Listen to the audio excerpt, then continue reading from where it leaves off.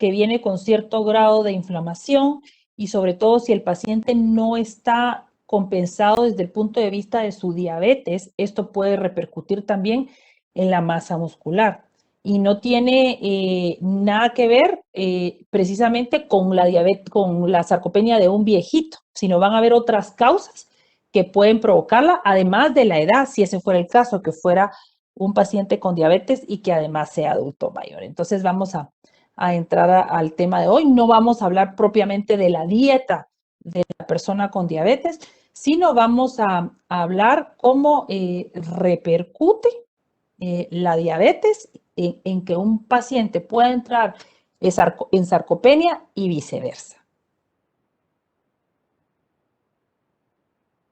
Y entonces los objetivos de la charla pues son conocer los efectos y la prevalencia de la pérdida de masa muscular en personas con diabetes, conocer la causa y consecuencia de la sarcopenia en el paciente con diabetes y conocer los mecanismos de la sarcopenia en la diabetes, así como aprender a diagnosticar la sarcopenia y enumerar las intervenciones del manejo de la sarcopenia en el paciente con diabetes. Sabemos que sobre todo los adultos mayores tienen condiciones que pueden ser modificables y a esto se asocian estos 8 síndromes que se mencionan acá, dentro de los cuales podemos enumerar polimorbilidad o múltiples comorbilidades en las que podemos incluir las enfermedades cardiovasculares y también la diabetes, ¿verdad? Y de ahí, pues, muchas otras condiciones, entre ellas inflamación crónica, ¿verdad? Alteración de lo que es el sistema cognitivo porque se va deteriorando por la edad y unos síndromes que son bastante marcados, que son la fragilidad, la malnutrición, la sarcopenia y la discapacidad, que todos están interrelacionados. La sarcopenia propiamente es la pérdida progresiva de la fuerza y masa muscular, calidad del músculo y función física que puede contribuir a la fragilidad. Y esa es la razón por la cual estos síndromes están interrelacionados. Lo que va a variar va a ser la causa por la cual se da la sarcopenia. Puede contribuir a la fragilidad y a la discapacidad, sobre todo en adultos mayores. Y la sarcopenia se va a diagnosticar de leve, moderada y severa, dependiendo cuál sea la alteración que se da, si es solo de fuerza, de masa muscular o la calidad del músculo que va a venir a afectar la función física.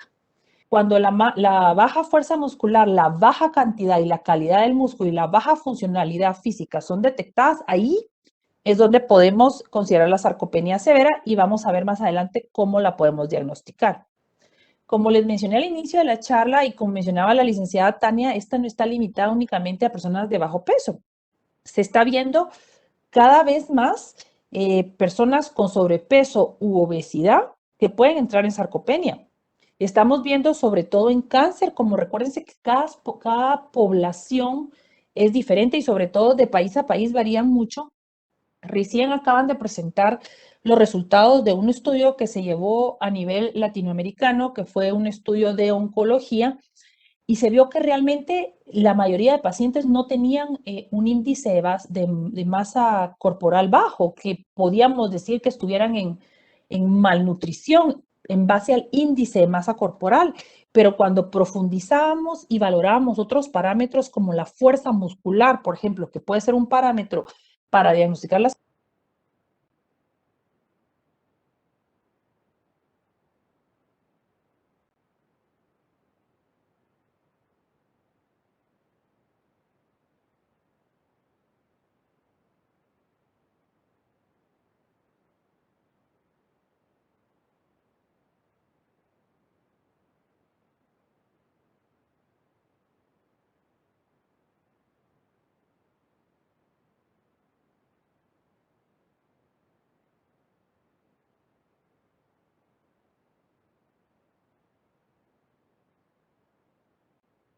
bastante común en personas con diabetes, sobre todo aquellas personas con diabetes que no están compensadas desde el punto de vista de su glicemia, que no tienen un adecuado estado nutricional, ¿verdad? Entonces, si no están estables desde el punto de vista de la diabetes, es cuando entran en riesgo de entrar en sarcopenia. Y aquí podemos nombrar algunos factores que causan y empeoran la calidad y la cantidad de la masa muscular. Y por un lado, lo que hemos estado hablando, que es la edad, ¿verdad? A mayor edad va a haber más pérdida de masa muscular, sobre todo si históricamente la persona ha venido siendo una persona sedentaria, con malos hábitos y estilos de vida, ¿verdad? Y pues además a esto le adicionamos que ya está envejeciendo. Pero por el otro lado tenemos la enfermedad. Y aquí está el clásico ejemplo de la diabetes, ¿verdad? Condiciones inflamatorias, ¿verdad? Que van desde condiciones inflamatorias agudas hasta condiciones inflamatorias crónicas, como el caso de estas enfermedades, ¿verdad? La inactividad, ¿verdad? Que es lo que está relacionado también con la edad. Si hay inactividad y hay edad avanzada, pues es muy frecuente que se padezca de sarcopenia y hay mucho joven o mucha persona enferma que tiene inactividad y esa postración va a hacer que la persona pues tenga riesgo de entrar en sarcopenia, en fragilidad y por ende en discapacidad. Y la malnutrición, ¿verdad? Que tiene que ver pues con un deterioro en el estado nutricional, también puede estar relacionado a condiciones muy específicas como por ejemplo anorexia y también hablando de subnutrición y sobrenutrición, como en el caso de la persona obesa, sobre todo la persona obesa que es sedentaria. Y entre las causas de sarcopenia, pues podemos nombrar la que está relacionada con la inactividad, con un desbalance proteico que tiene que ver con un aumento de la degradación y disminución de la síntesis, factores inflamatorios que tienen que ver con condiciones muy específicas, no solo del estilo de vida, sino también de la enfermedad, la insulinoresistencia y disfunciones mitocondriales. Y cuando hablamos de insulinoresistencia, estamos hablando de hiperglicemia, ya sea asociada a diabetes o también hiperglicemia asociada a un gasto energético, a un estrés metabólico que puede estar causado por la enfermedad. Y también lo que es la disminución de hormonas anabólicas que van a evitar y que también podrían estar asociadas a una disminución de la actividad de la insulina. Y esto va a evitar que haya una buena formación de masa muscular. Y cuando relacionamos la sarcopenia con la edad, no podemos decir que es exclusiva de pacientes o de personas adultas, como hemos estado hablando, ¿verdad? Toda aquella persona que tenga una mala actividad física o que además tenga un aumento de las reservas de grasa y sobre todo condiciones propias de la edad que puedan favorecer a un deterioro o a una disminución de la síntesis proteica y formación de masa muscular como enfermedades crónicas, ¿verdad? Esto podría estar relacionado con sarcopenia y hablando específicamente con factores inflamatorios como lo es la resistencia a la insulina y la diabetes tipo 2, pues pueden ser causas de sarcopenia. ¿Y cuáles son las consecuencias de la sarcopenia? Pues dentro de las consecuencias tenemos pues dificultad para realizar las actividades diarias, un aumento del riesgo de caída, sobre todo si esto está relacionado con un alto grado de fragilidad, desórdenes de la movilidad, a la persona se le dificulta desde pararse, caminar, hasta llevarse una cuchara a la boca, ¿verdad? Malnutrición y un deterioro de la calidad de vida. Y entonces todo esto va a estar relacionado con un aumento de la mortalidad de la persona. Ahora, precisamente como decía el video que nos presentaron al inicio de la conferencia, pues la diabetes tipo 2 va en aumento, la cantidad de personas que la padecen, sobre todo, y se estima que a nivel mundial hay 451 millones de adultos con diabetes. De estos, del 30 al 50% son adultos mayores y entonces ellos van a tener una pérdida de masa muscular moderada a grave. y también se da entre 4 a 5 veces más en la población general, y la disminución de la masa muscular en pacientes con diabetes es 2 veces más rápida en comparación con personas que no tienen diabetes. Esto sobre todo si persiste esa resistencia a la insulina y la persona no está compensada desde el punto de vista de su diabetes. Y cuando se padece diabetes hay una deficiencia en la absorción de glucosa en el músculo, y durante las primeras etapas del desarrollo de esta enfermedad, la síntesis de glucógeno va a estar alterada, sobre todo en el músculo, y esta es la principal causa que es responsable de la resistencia a la insulina. Y también esta deficiencia está definida como una respuesta reducida de los tejidos afectados, como es el músculo esquelético, a la insulina. Por lo tal, la resistencia a la insulina podemos considerar que es una característica que sí hace que se distinga la diabetes tipo 2 de la diabetes tipo 1, ¿verdad? Y entonces la persona con diabetes tipo 2 va a estar en riesgo de deterioro de esa cantidad de masa muscular y va a estar propensa a padecer sarcopenia si no maneja adecuadamente su enfermedad desde el punto de vista multimodal, médico, dietético, de ejercicios, ¿verdad? Y aquí pues se pueden definir los mecanismos biológicos que explican la disfunción de la masa muscular relacionada con la diabetes. Recordemos que el músculo esquelético es el lugar principal donde se va a absorber la glucosa y es un tejido importante para el desarrollo de la diabetes tipo 2, como vimos anteriormente. Entonces, los músculos de los pacientes con diabetes tipo 2 se van a ver afectados tanto por esa resistencia a la insulina como por la disfunción mitocondrial, lo que va a resultar en una alteración del metabolismo de la glucosa y también de los ácidos grasos.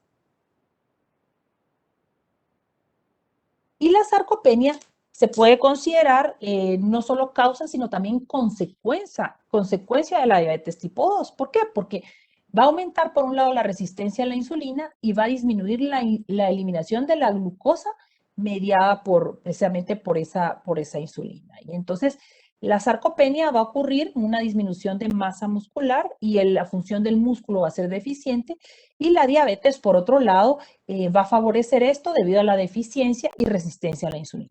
Y entonces todo esto va a estar dado por un hipercatabolismo, va a haber una destrucción de la proteína en el músculo y un uso inadecuado de energía. Y por un lado tenemos que en una persona no diabética pues hay cierta destrucción de la proteína del músculo y una disminución de la síntesis de la proteína en el músculo, sobre todo si es adulto mayor. Pero en la persona que padece diabetes y que además se le agrega el hecho de que sea adulto mayor, pues esto prácticamente se cuadruplica la destrucción de la proteína del músculo y obviamente disminuye su síntesis. Entonces va a haber aún más pérdida de masa muscular que en aquellas personas que no padecen diabetes. Y acá hay distintos estudios que muestran cómo se da la disfunción del músculo esquelético en diabetes. Y entonces aquí podemos ver distintos métodos por los cuales fue medida la cantidad de masa muscular y cómo se presentó, sobre todo, por ejemplo, en personas de la comunidad, que hubo una pérdida significativa, sobre todo en personas que presentaban diabetes, ¿verdad? Aquí medido por DEXA la masa apendicular, pues se vio que había una pérdida significativa, sobre todo cuando estaba relacionada con la diabetes, y el resto de los estudios pues están correlacionados precisamente con la medición de masa muscular y con la pérdida significativa, sobre todo en aquellos pacientes que presentan diabetes o resistencia a la insulina. Y en este estudio nos muestra cómo los pacientes con diabetes tipo 2 manifiestan un mayor riesgo de tener sarcopenia en comparación con las personas que tienen una glicemia normal. Esto diagnosticado mediante la última definición del consenso de diabetes, de sarcopenia, perdón, que fue realmente presentado hace un par de años, donde se utilizan distintos criterios para poder diagnosticar la diabetes y se vio pues que los pacientes con diabetes tipo 2 presentaban aún mayor riesgo de sarcopenia. En general sabemos que el músculo tiene la función estructural que da fuerza, movimiento y equilibrio, pero también tiene esa función metabólica que ayuda a regular la glucosa en la sangre, además de las otras funciones que tiene. Entonces, sí tenemos que estar conscientes que esto es algo bien importante porque el músculo esquelético representa del 30 al 50% del peso corporal total.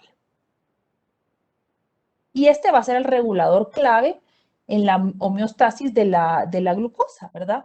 Obviamente las personas con diabetes van a presentar una disminución mayor de la masa muscular, la fuerza muscular y la capacidad funcional, sobre todo si su glicemia no está adecuada, o sea, no está en niveles normales. Entonces aquí, para el movimiento corporal, normalmente se espera una eliminación y regulación de la glucosa y los aminoácidos son un combustible. También se libera miocina, pero aquí, en el caso de las personas con diabetes, donde hay una anomalía en la acción a la insulina, entonces esta hiperglicemia va a aumentar la resistencia a la insulina en los músculos y va a haber un recambio alterado, por lo cual la destrucción de proteína en el músculo va a ser mucho mayor, como lo vimos anteriormente, y pues la síntesis mucho menor y va a disminuir.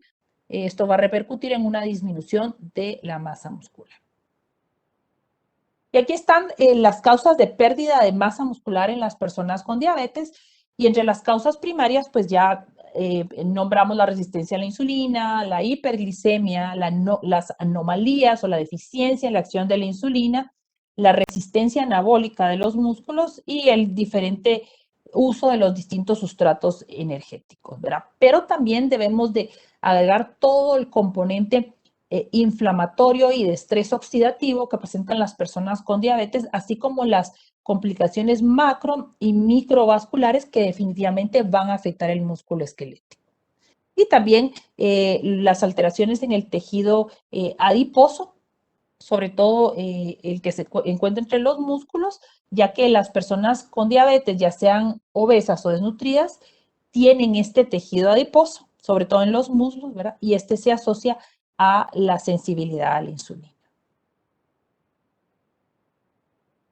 Y el tejido adiposo, pues según el estudio Lucahead, se considera que es diferente en las personas con diabetes tipo 2, ¿verdad?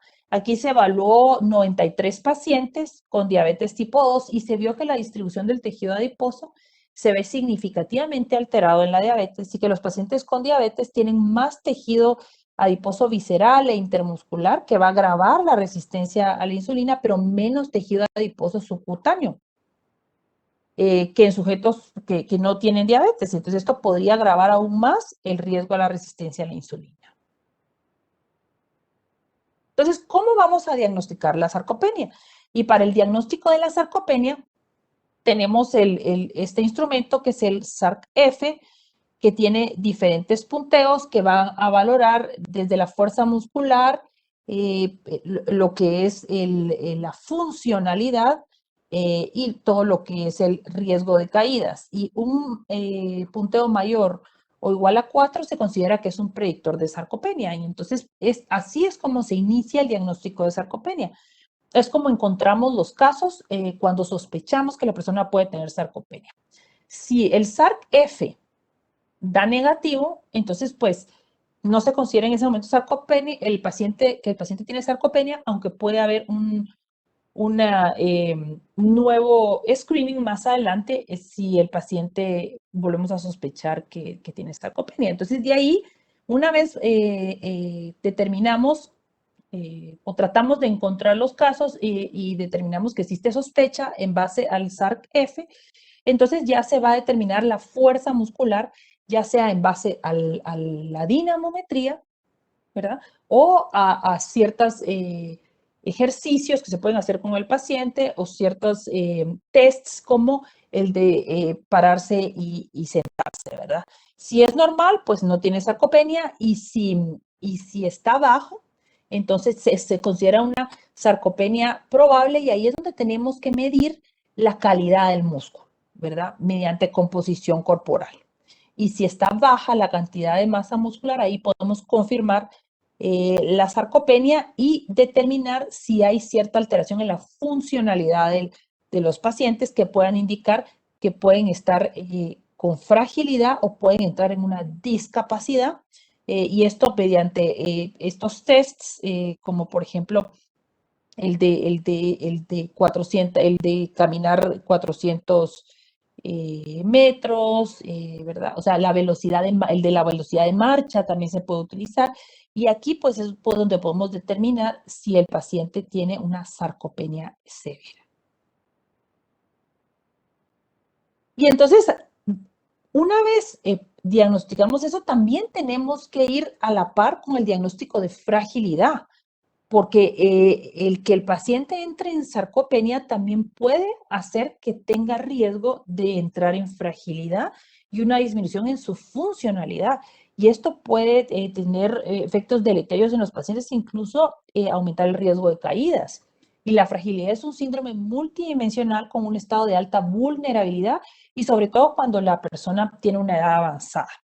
Y esta está acompañada de una reducción progresiva de la actividad física, psicológica, social y cognitiva. Y esto es bien frecuente verlo en las personas que han perdido peso, que se han deteriorado, sobre todo asociadas a ciertas condiciones clínicas. Por ejemplo, esto se está viendo muchísimo ahorita en COVID, incluso en pacientes jóvenes.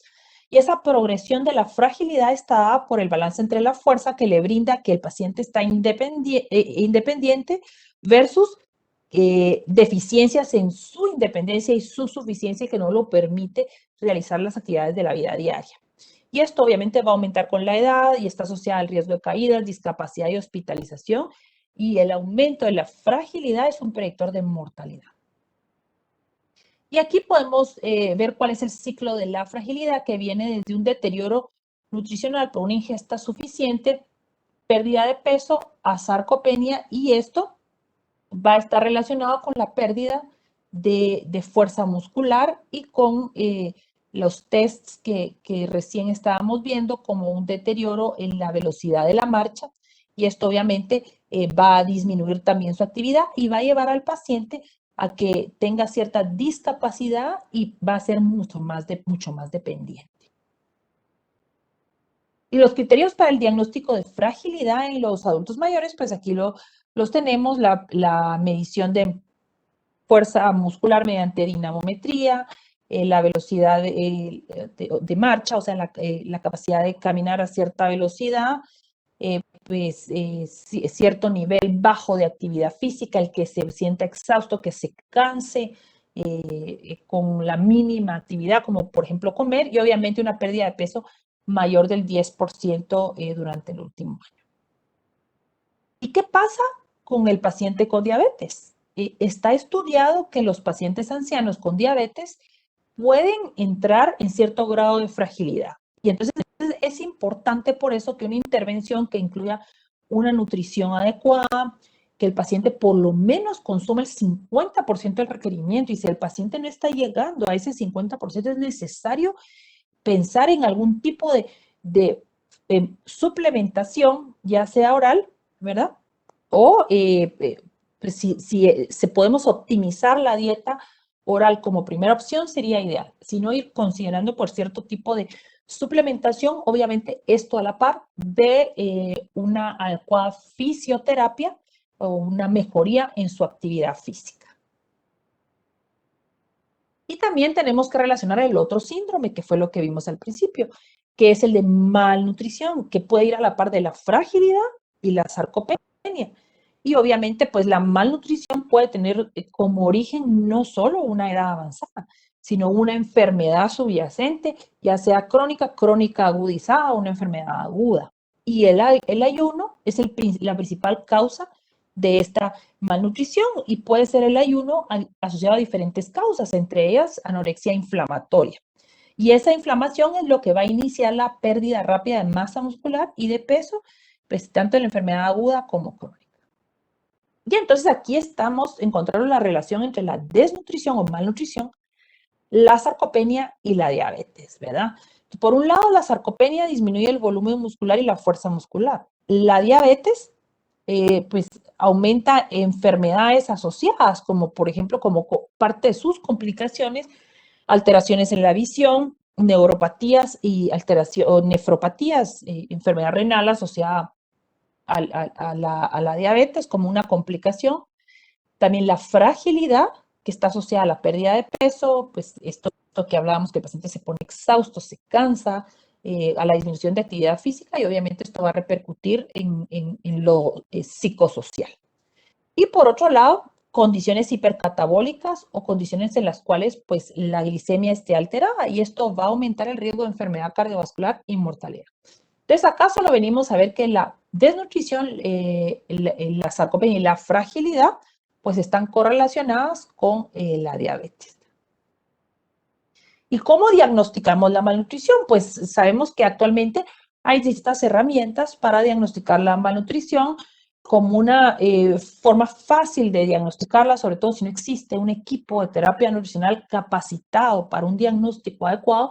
Como una forma rápida podríamos utilizar los criterios Green. Sin embargo, nosotros como profesionales de la nutrición debemos utilizar la evaluación objetiva que incluya todos los indicadores que necesitamos para poder brindar un buen diagnóstico al paciente y así brindarle el tratamiento que le corresponde. Y esta va a incluir la identificación de riesgo nutricional y obviamente la evaluación nutricional si el paciente está en riesgo y la decisión de dar la terapia nutricional que le corresponde, que inicie con la optimización de la dieta, suplementos orales. Si definitivamente el paciente no es capaz de comer, pero funciona su tracto gastrointestinal, utilizar alimentación enteral. Y si no, pues decidir en algún modo de nutrición parenteral, ya sea suplementaria o total, dependiendo si funciona adecuadamente el tracto gastrointestinal.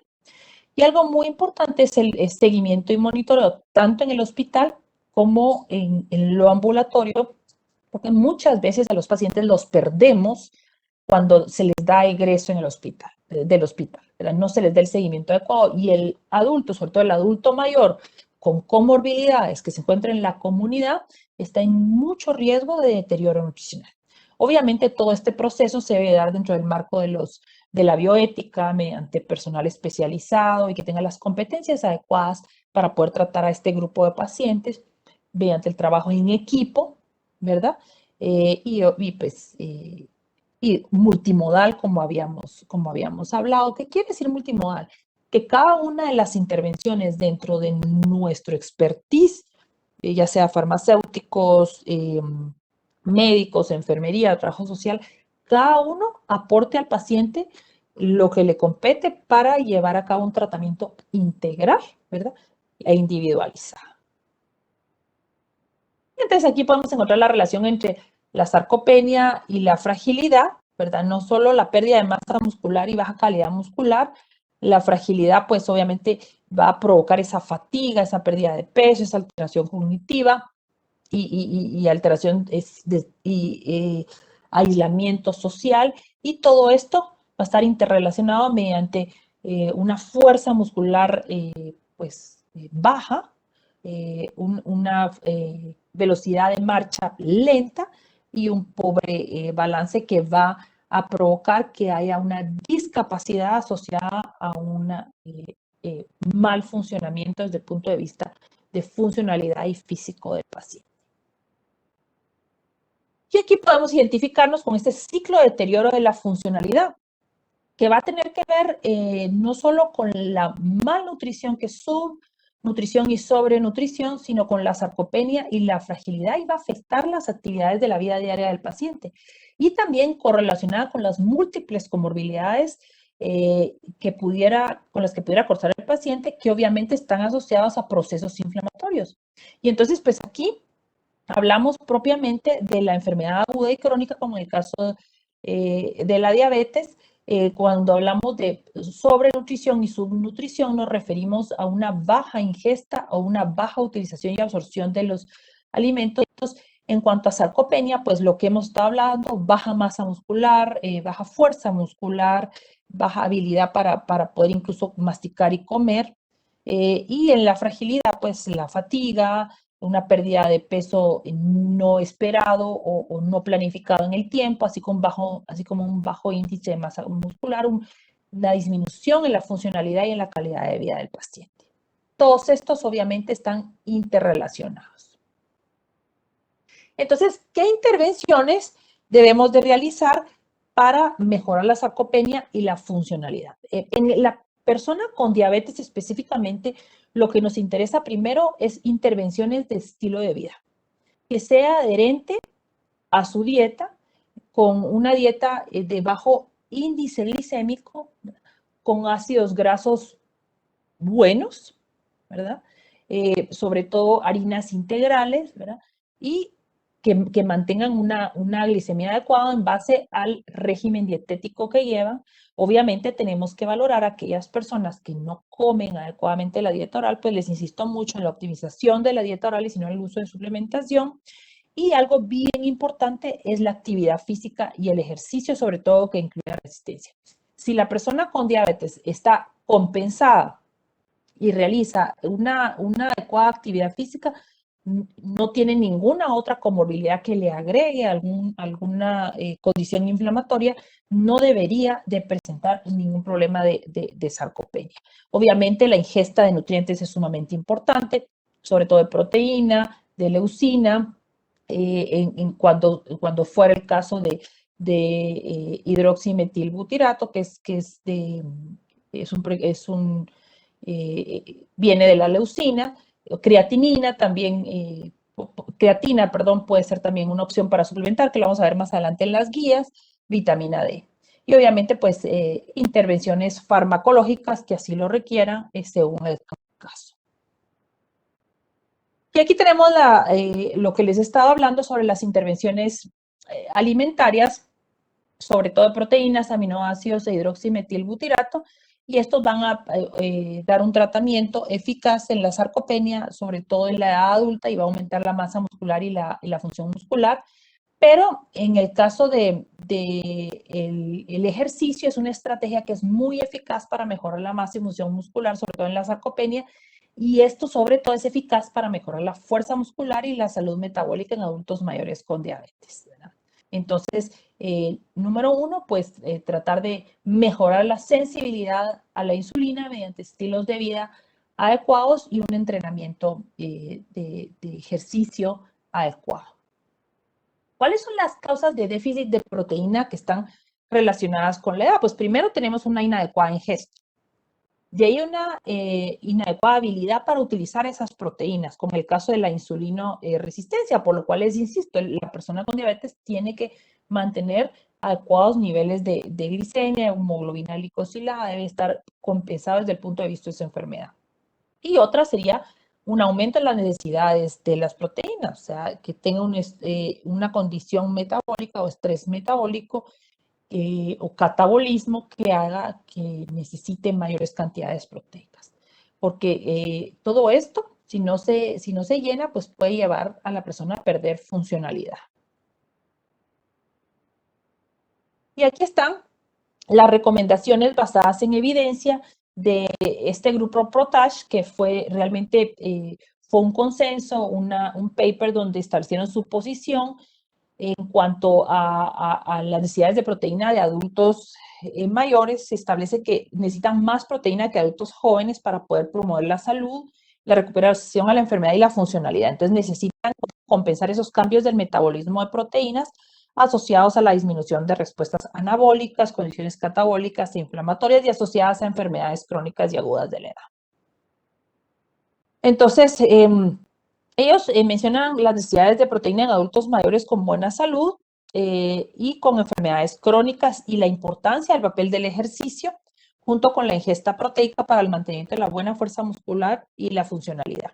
Dan aspectos prácticos en cuanto a la proteína dietética y valoran el impacto de las intervenciones en la pérdida de masa muscular por la edad y por la enfermedad. Y aquí están las recomendaciones que dan ellos, sobre todo cuando son personas adultas sanas, se dan ciertas recomendaciones en cuanto al aporte proteico y al contenido de proteína y sobre todo de leucina de cada una de los tiempos de comida.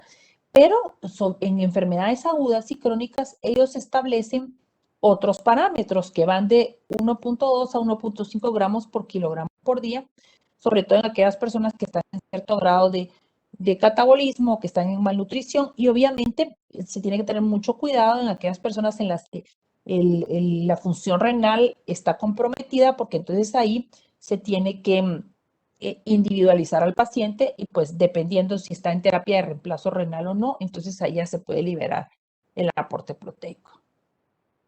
Y en cuanto al ejercicio, ellos recomiendan 30 minutos al día, ¿verdad? Obviamente hay que individualizar, sobre todo debe ser un ejercicio seguro y tolerable, ¿verdad? Se recomienda que también se haga ejercicio de resistencia por lo menos de 2 a 3 veces por semana de 10 a 15 minutos, ¿verdad? Y sí recomiendan aumentar la proteína suplementaria, ¿verdad? Y considerar dar 20 gramos de proteína como suplemento después de los ejercicios. Y también esta proteína y la suplementación, pues se recomienda que se dé conforme van realizando sus rutinas de ejercicio los pacientes. Y entonces aquí se puede ver los beneficios, ¿verdad? De lo que son los nutrientes y los modulares que son anabólicos, ¿verdad? Lo positivo que pueden dar para poder que hayan cambios en lo que es la síntesis de proteína y la formación de masa muscular y fuerza muscular, ¿verdad? Y obviamente, en el caso de personas que tienen una vida sedentaria o que están postrados, obviamente esto va a tener un efecto negativo. Y aquí están los suplementos dietéticos recomendados según este grupo PROTACH, y ellos sí recomiendan el uso de aminoácidos de cadena ramificada, ¿verdad? Sí recomiendan que se pueda utilizar tanto la creatina como el HMB en combinación con los ejercicios, y se ha visto que tienen efectos positivos en la masa libre de grasa y en la fuerza muscular. Ya para terminar, pues sabemos que la sarcopenia, como hablamos y discutimos todo esto de la funcionalidad y la resistencia a la insulina y el efecto que tiene las alteraciones en las personas con diabetes desde el punto de vista de anabolismo y formación de masa muscular. Entonces, la sarcopenia es común en personas con diabetes y la etiología de la sarcopenia se considera multifactorial, por lo que debe individualizarse a cada paciente, ¿verdad? Dependiendo de qué fue lo que le causó la sarcopenia o qué se sospecha que le está causando esto. Entonces, así es como se debe abordar para poder resolverlo y decidir las estrategias de abordaje. Para el diagnóstico de la sarcopenia resulta de gran utilidad la aplicación de algoritmos de decisiones como los que vimos que se proponen para el diagnóstico de la sarcopenia partiendo del SARC-F y de ahí de determinar la cantidad de fuerza muscular y la calidad del músculo. La diabetes y la sarcopenia pues comparten parte de su etiología y una puede ser causante de la otra. El abordaje de la sarcopenia debe ser multimodal, como les digo, de diferentes disciplinas que lleguen a dar una terapia integral al paciente, y las intervenciones del estilo de vida, incluidas las estrategias de nutrición, pueden ayudar a disminuir la resistencia a la insulina y evitar la sarcopenia. Entonces, les insisto que el abordaje de la sarcopenia en las personas con diabetes va encaminado primero a resolver la resistencia a la insulina mediante una asesoría nutricional adecuada sobre cambios de conducta y estilos de vida, ¿verdad? Sobre todo en la alimentación, ejercicios y todo lo que esto conlleva. Y obviamente también, sobre todo si es adulto mayor, a dar el abordaje que corresponde desde el punto de vista de ejercicio y suplementación para que esto se resuelva. Antes de terminar, yo creo que ya se los había dicho, pero obviamente pues sigo anunciando el webinar de la Declaración de Cartagena. Se pueden seguirnos en nuestras páginas sociales de ILAS. El webinar es completamente gratis y en español y esperamos